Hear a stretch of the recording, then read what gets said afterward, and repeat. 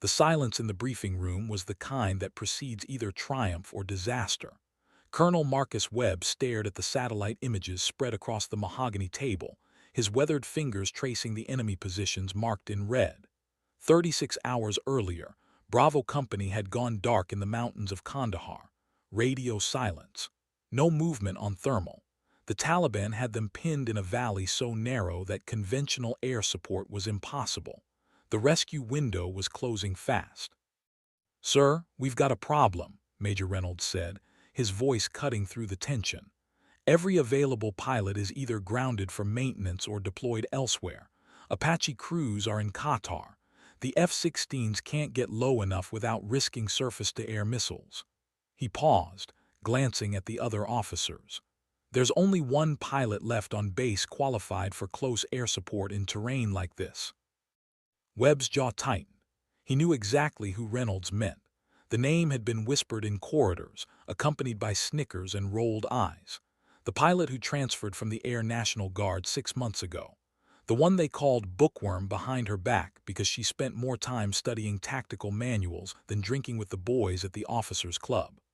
The pilot whose previous squadron had gladly let her transfer, claiming she was too cautious for real combat. Captain Lydia Viper Castellanos had been flying A-10 Thunderbolts for 8 years, but respect had always been harder to earn than flight hours. At 5'4" with grease-stained flight gloves and wire-rimmed glasses that she wore during pre-flight checks, she didn't fit the stereotype of a killer pilot. The other aviators saw her reviewing approach vectors 3 times before every mission and assumed she lacked instinct. They saw her asking detailed questions about ground forces positions and mistook thoroughness for uncertainty. What they didn't see was the Purple Heart hidden in her footlocker, earned during a mission in Iraq when she brought a damaged A-10 home with one engine dead and hydraulics failing, saving not only herself but the forward air controller, whose coordinates had guided her through a sandstorm to extract a surrounded Marine unit. Now, as the base's last hope for Bravo Company sat in Hangar 7 running diagnostics on her aircraft's targeting systems, none of that mattered. Only one thing did. Could the pilot they'd never taken seriously pull off the impossible? Webb closed the intelligence folder with a sharp snap. Outside, the sun was setting over the Afghan mountains, painting the sky the color of dried blood. Time was running out, and he was about to bet 36 American lives on a pilot his own officers considered second-rate. But something in the satellite photos troubled him more than enemy positions or terrain challenges.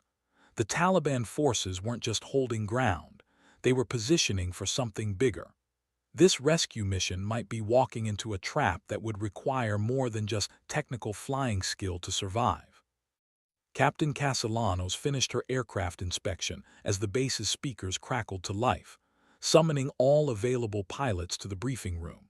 She wiped the hydraulic fluid from her hands with a red shop rag, unaware that her entire career was about to be redefined by the next few hours. The A-10's twin engines hummed softly in the background, as if the aircraft itself sensed what was coming. In 12 hours, she would either be a hero or a cautionary tale whispered in ready rooms across the Air Force. The sky held no judgment, only opportunity. The walk from Hangar 7 to the briefing room felt longer than usual as Captain Castellanos made her way across the tarmac. The base was quieter than normal, with most aircraft either deployed or grounded for maintenance. Her worn flight boots clicked against the concrete, keeping rhythm with the distant hum of generators and the occasional radio chatter from the tower. She pushed open the heavy door to find 15 pairs of eyes turning toward her. Colonel Webb stood at the head of the conference table, his expression unreadable.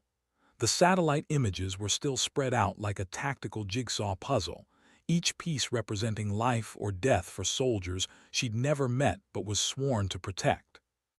"Viper," Webb said, using her call sign with more seriousness than she'd heard in months. "You're our only pilot available for immediate deployment. Are you mission ready?" The question hung in the air while she assessed the room. Major Reynolds looked skeptical, his arms crossed as he leaned against the wall. Captain Bulldog Morrison, who'd openly questioned her combat readiness just last week, was studying his boots. The intelligence officer, Lieutenant Parker, watched her with curious interest, as if she were a variable in an equation he couldn't solve. "Yes, sir," she replied, her voice steady despite the weight of their collective doubt. "Aircraft systems are green across the board. Weapons load can be configured based on mission parameters." Webb gestured to the maps. Bravo Company, 36 soldiers, pinned down in the Coast Valley. Last communication was a broken transmission about heavy contact with an estimated company-strength Taliban force. The terrain makes conventional air support impossible. Too narrow for fast movers, too much elevation change for helicopter insertion. She stepped closer to the images, her trained eye immediately identifying the tactical challenges. The valley was a natural kill box, surrounded by ridgelines that provided perfect positions for enemy fighters. Any aircraft entering that airspace would be vulnerable from multiple angles, with limited room for evasive maneuvering. "Surface-to-air threats?" she asked, pulling out a small notebook, a habit that had earned her the bookworm nickname. "Unknown," Parker responded. "Intelligence suggests possible shoulder-fired missiles, but we can't confirm." The room fell quiet as she studied the terrain maps, her fingers tracing elevation lines and marking potential approach vectors. What the others saw as hesitation, she recognized as calculation. Every successful mission began with understanding what could kill you. "Timeline for mission launch?" she asked, still focused on the tactical situation. 30 minutes, Webb replied. "Weather window closes at 200 hours. After that, mountain fog will make visual targeting impossible until dawn." She looked up from the maps, meeting Webb's steady gaze. Behind his professional demeanor, she could see the weight of command, the knowledge that he was sending someone into an almost impossible situation because no other choice existed. "Understood, sir. I'll need current intelligence on enemy positions, friendly force locations, and communication frequencies for ground control." She closed her notebook with a soft snap. "My aircraft is configured for close air support with mixed ordnance load. GAU-8 cannon has full ammunition." As she turned to leave, Major Reynolds called out, "Viper." She paused, looking back. His expression had shifted from skepticism to something approaching concern. "Those soldiers have been holding that position for 36 hours. They're counting on you." The weight of responsibility settled on her shoulders like a familiar flight jacket. She'd felt it before over Iraq, when Marines were screaming for air support through radio static and smoke. The difference was that then, she'd had squadron mates flying alongside her. Tonight, she'd be alone. Walking back toward Hangar 7, she thought about the Purple Heart in her footlocker and the mission that had earned it. Sometimes being underestimated was an advantage. While others relied on reputation and bravado, she'd learned to rely on preparation and precision. The waiting in the hangar wasn't just an aircraft, it was an extension of her will, a tool forged for exactly this kind of mission.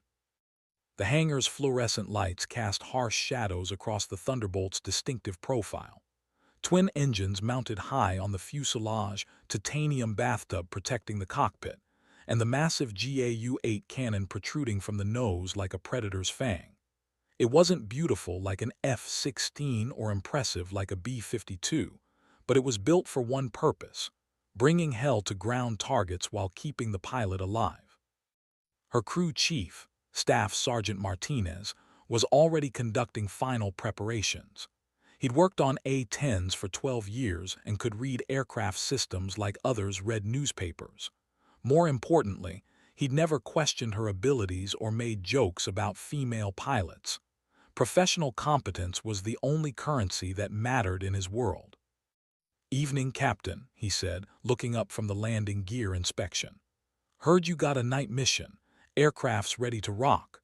Full load of 30-6 Mavericks, 2 LAU-131 rocket pods and countermeasures are topped off."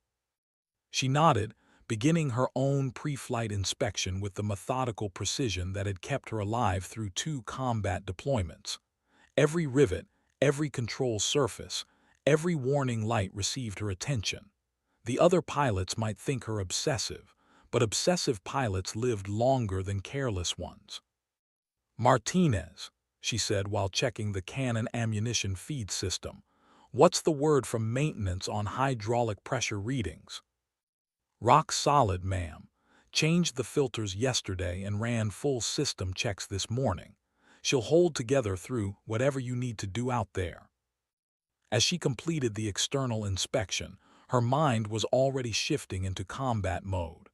The transition was subtle but complete, moving from the uncertainty of ground-based existence to the clarity of aerial warfare. In the cockpit, politics and personalities disappeared. Only physics and tactics mattered. The base's loudspeaker crackled with routine announcements, but underneath the normal sounds, she could feel the tension that came with urgent missions. Somewhere in those mountains, American soldiers were running low on ammunition and hope. They didn't know her name or care about her reputation.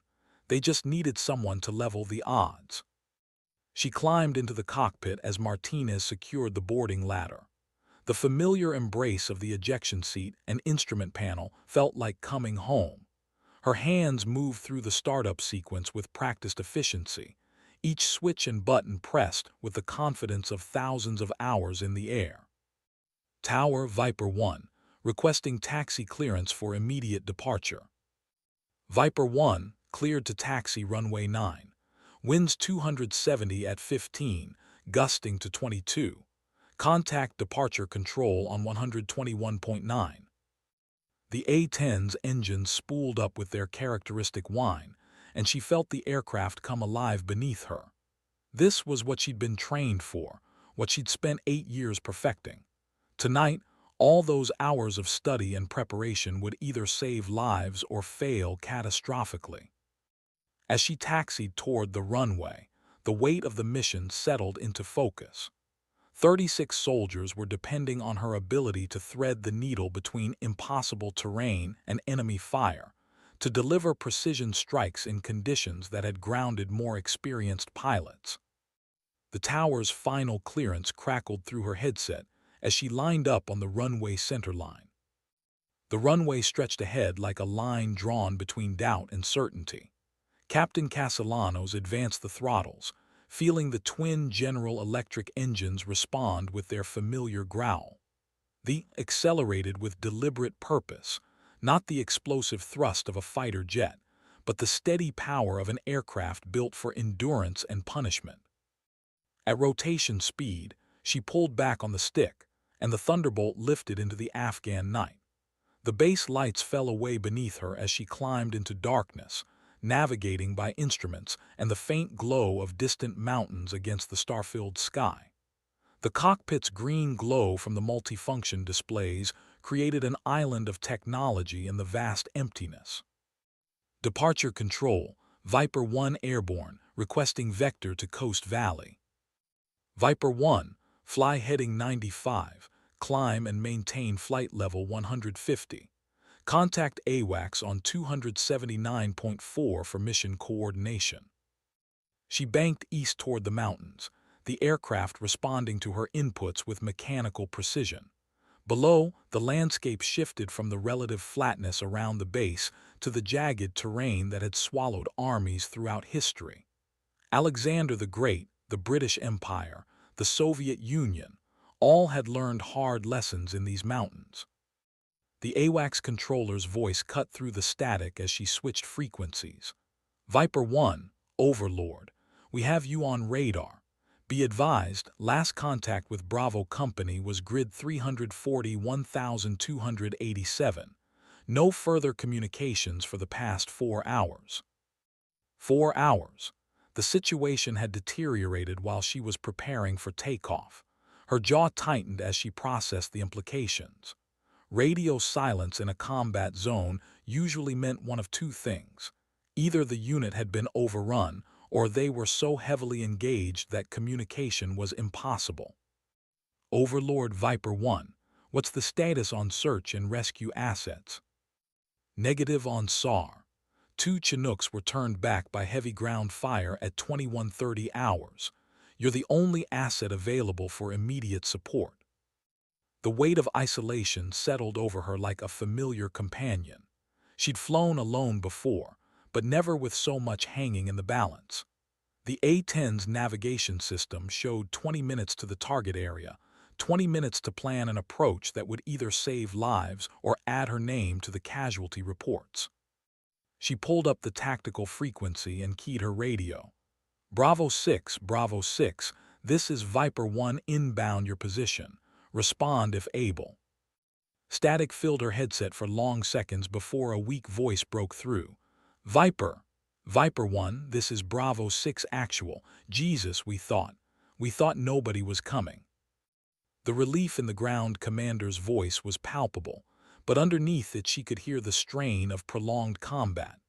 Background noise confirmed her worst fears: automatic weapons fire, explosions, and the sharp crack of incoming rounds. Bravo 6, what's your situation? We're pinned down in a dry riverbed, approximately 300 meters north of the designated LZ. Enemy forces have us surrounded on 3 sides. Estimate company strength, well positioned in the rocks above us. We've got wounded who need immediate medevac. She studied her moving map display, correlating the grid coordinates with the terrain imagery she'd memorized during the briefing. The riverbed would provide some cover for the friendly forces, but would also limit their mobility. The surrounding ridgelines offered perfect firing positions for enemy fighters, a tactical nightmare. Bravo 6, can you mark your position with infrared strobes? Negative, Viper. IR strobes were damaged in the initial contact. We can use a signal mirror if you can get low enough to see it. A signal mirror meant visual identification, which meant flying low enough to draw fire from every weapon in the valley. She'd have to expose herself completely to identify friendly positions before she could engage enemy targets. The mountains rose around her as she approached the target area, their peaks invisible against the dark sky but marked clearly on her radar altimeter. The coast valley opened ahead like a wound in the earth, narrow and deep, with walls that would funnel sound and fury into a concentrated killing field. Her hands moved across the weapons control panel, arming systems and setting parameters for close air support. The GAU-8 cannon was her primary weapon in terrain like this: 7 barrels capable of firing depleted uranium rounds at 3,900 rounds per minute. Each trigger pull would send a stream of destruction that could shred armored vehicles or fortified positions. But precision was everything. 1 degree off target could mean friendly fire casualties. The A-10 descended into the valley like a bird of prey, its pilot's eyes scanning the darkness for any sign of the trapped soldiers below. In the cockpit's green glow, Captain Castellanos prepared to thread the needle between heroism and disaster, knowing that 36 lives hung in the balance of the next few minutes. The first glimpse of tracer fire arcing across the valley told her everything she needed to know about the tactical situation. Muzzle flashes dotted the ridgelines like deadly fireflies, concentrated in positions that commanded perfect fields of fire over the riverbed below. The enemy had chosen their ground well, a natural amphitheater where American soldiers were the unwilling performers. Bravo 6, Viper 1, I have visual on enemy positions. Stand by for marking run. She rolled into a shallow dive, dropping the A-10 to 500 feet above the valley floor. The aircraft shuddered as small arms fire reached up toward her, green tracers streaming past the cockpit like angry hornets. Her targeting pod displayed the thermal signatures of human figures moving among the rocks, but identifying friend from foe required the dangerous work of visual confirmation. A brief flash from the riverbed caught her eye, sunlight reflecting off a signal mirror despite the darkness. The position was exactly where Bravo 6 had indicated, surrounded by the ghostly signatures of soldiers pressed against the rocky ground. She could see muzzle flashes from their defensive positions, pitifully small compared to the volume of fire coming from the ridgelines. Bravo 6, I have visual on your position. Mark my heading. She banked hard left, engines screaming as she climbed away from the concentrated ground fire. I'm going to make gun runs on the eastern ridge first. Keep your heads down. Copy, Viper. Eastern ridge is where most of the fire's coming from. They've got us zeroed in. She pulled into a climbing turn, gaining altitude and positioning for her attack run. The A-10 systems painted the tactical picture with electronic precision. Radar warning receiver showing the general locations of threats, infrared targeting pod displaying heat signatures, and weapons control systems ready to deliver precisely measured violence. The first gun run was always the most important. It set the tone for everything that followed. She rolled inverted at 8,000 feet, then pulled through into a steep dive that aligned her directly with the enemy positions on the eastern ridge. The GAU-8's crosshairs settled on a cluster of muzzle flashes, and she squeezed the trigger. The cannon's roar filled the cockpit as 70 rounds of 30 ammunition streaked toward the ridge in a 2-second burst. Each round was the size of a small bottle, traveling at 3,500 feet per second. The impact was immediate and devastating. Explosions bloomed along the ridgeline as the depleted uranium cores found their targets. She pulled out of the dive at 200 feet, banking hard right as surface-to-air missiles streaked past her aircraft. The ridge that had been blazing with muzzle flashes seconds before was now dark and silent. But 3 other ridgelines remained active, and the enemy was adjusting their tactics, waiting for her next pass. Good effect on target, Viper. Eastern ridge is quiet, but we're still taking heavy fire from the north and west. The radio transmission was interrupted by an explosion that lit up her cockpit displays. One of the shoulder-fired missiles had detonated close enough to trigger her radar warning system. She was flying into increasingly concentrated air defenses, and the enemy was learning to time their shots. She climbed back to attack altitude, scanning for the next target set. The northern ridge showed multiple heat signatures and active firing positions, but the approach angle was problematic. To align for an effective gun run, she'd have to fly directly over the western ridge, exposing herself to ground fire from multiple directions. Bravo 6, I need you to suppress the western ridge when I make my northern approach. Any firepower you can spare. Wilco, Viper. We'll give you what we got, but ammunition is running low. She rolled into her second attack run, diving toward the northern positions with the A-10's nose pointed like an arrow toward the brightest cluster of enemy muzzle flashes. The aircraft picked up speed quickly, diving through 6,000 feet as tracer fire began reaching toward her from 3 directions. The moment she squeezed the trigger, she knew this run was different. The enemy had prepared a concentrated ambush, timing their surface-to-air missile launches for the exact moment when she'd be committed to the attack and unable to maneuver defensively. 3 missiles streaked toward her aircraft as the GAU-8 sent another burst of destruction into the enemy positions. The first missile passed close enough that its proximity fuse detonated just off her starboard wing, peppering the A-10's armored skin with shrapnel. Warning lights illuminated the cockpit as hydraulic pressure dropped in the primary flight control system. The second missile's infrared seeker locked onto the heat signature of her engines, but countermeasures deployed automatically, sending flares streaming behind the aircraft like falling stars. She pulled hard on the stick, feeling the aircraft respond sluggishly as damaged systems struggled to maintain control authority.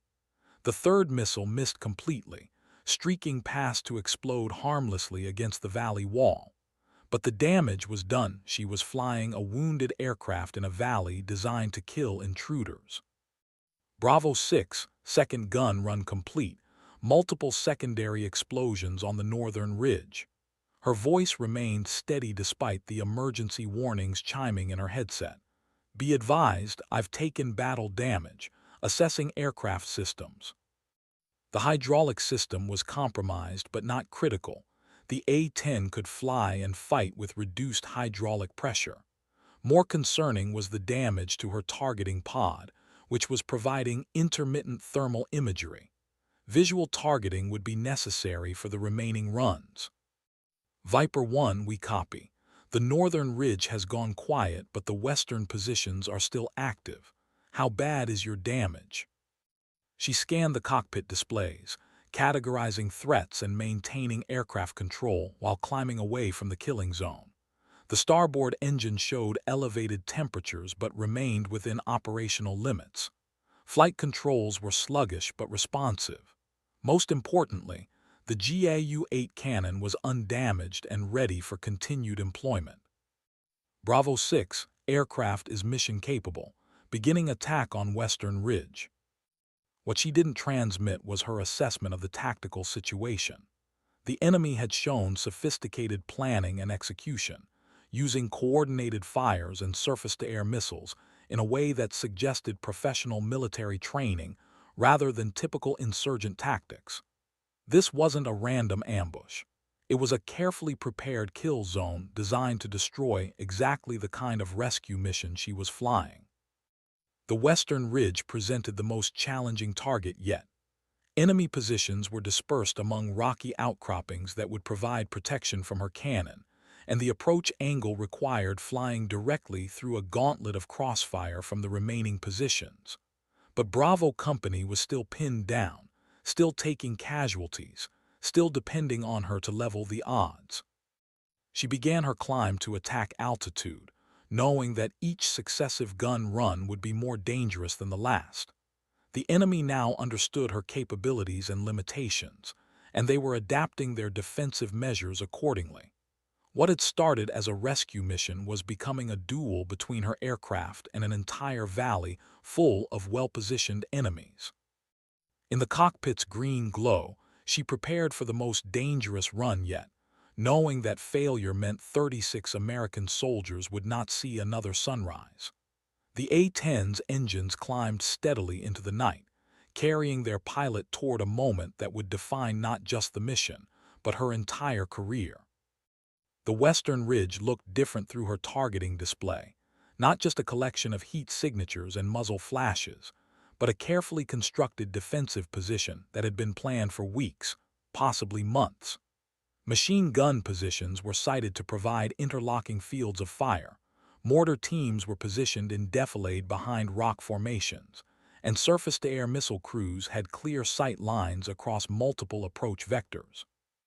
She was no longer facing an insurgent ambush. This was a professional military operation designed to lure American forces into a killing zone and destroy them piecemeal. Bravo Company had walked into a trap, and she was flying deeper into it with every passing minute. Overlord Viper 1, she called on the command frequency. Enemy positions show evidence of extensive preparation and professional military tactics. This appears to be a planned ambush rather than opportunistic engagement. Copy Viper 1. Intelligence is reviewing intercepts. Continue mission as briefed. The response told her everything she needed to know about the larger situation. Intelligence was reviewing intercepts because they'd missed something important in their initial assessment. The mission brief had been based on incomplete information, and now she was discovering the truth the hard way. But Bravo 6 was still transmitting situation reports that painted a desperate picture. Viper, we've got 3 urgent surgical cases and multiple priority wounded. We can't hold this position much longer. The Western Ridge gun run would require a completely different approach. Instead of diving straight at the target, she would need to use terrain masking and surprise, coming in low from an unexpected direction to minimize exposure time. It was a technique she'd practiced countless times in training, but never employed in actual combat. She descended to 100 feet above the valley floor, following the meandering course of the dry riverbed as it wound toward the western positions. The A-10's radar altimeter painted a precise picture of the terrain ahead, allowing her to fly in complete darkness while maintaining clearance from the rocky ground. The approach was working. Enemy fire was concentrated on the eastern sky where they expected her to appear. She was underneath their engagement envelope, flying below their line of sight, using the terrain as a shield while positioning for a surprise attack from an impossible angle. At the last possible moment, she pulled into a climbing turn that brought her up behind the western ridge positions. The targeting display showed multiple heat signatures clustered around heavy weapons, completely exposed to attack from this direction, because they'd positioned their defenses to engage targets approaching from the east.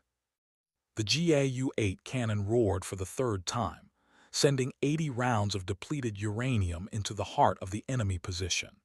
Secondary explosions erupted along the ridgeline as ammunition stores detonated, turning the defensive position into an inferno that lit up the entire valley. Outstanding, Viper. Western Ridge is neutralized. Ground fire has decreased significantly. But even as the immediate threat diminished, she could see new problems developing. Her aircraft systems were showing increasing signs of battle damage, hydraulic pressure continuing to drop, engine temperatures climbing toward redline values, and electrical systems experiencing intermittent failures. The A-10 was living up to its reputation for survivability, but every aircraft had limits. More concerning was her ammunition status. 3 gun runs had expended nearly half her 30 rounds, and she still had mortars and support positions to eliminate before Bravo Company could be extracted. The mathematical relationship between available firepower and remaining targets was approaching a critical threshold. Bravo 6, I need precise locations on remaining enemy positions. Ammunition is becoming a factor. Roger, Viper. We're seeing mortar fire from the southern ridge, approximately 800 meters from our position. Also intermittent sniper fire from elevated positions on the northern slope. She climbed away from the western ridge, scanning the tactical display for her next target set.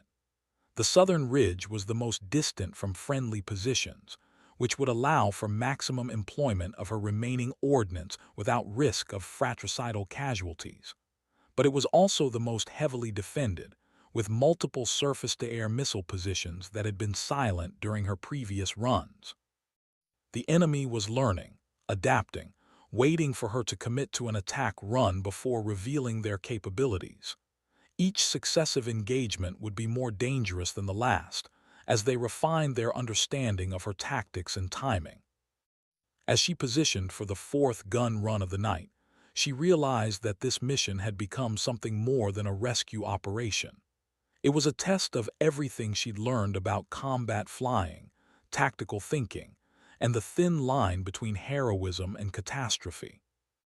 The southern ridge waited in the darkness ahead, bristling with weapons and defended by enemies who now understood exactly what they were fighting.